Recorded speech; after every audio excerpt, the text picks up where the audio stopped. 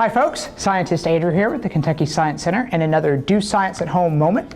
Today we are going to be making Mentos geysers. This is one of our favorite atrium demos. We have made Mentos geysers that have gone up 40 feet in the air to the third floor balcony.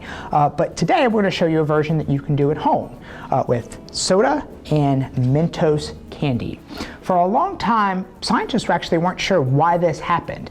Did it have something to do with the pH or the chemistry of the soda or some sort of chemical reaction with the mint candy? It turns out, if you zoom in with a microscope, Mentos candies have a bunch of tiny little pits. These are called nucleation sites. And when the candy falls through the soda, those nucleation sites pull out the carbon dioxide from solution, and the carbon dioxide rushes to the top. These bottles are narrow at the top, so all of the carbon dioxide rushes out in dramatic fashion.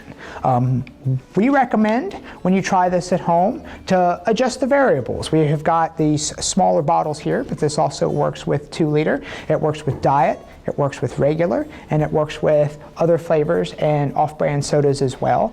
A lot of write-ups online will tell you to use diet. That's because the artificial sweetener is thinner, there's less sugar, and it is less sticky to clean up.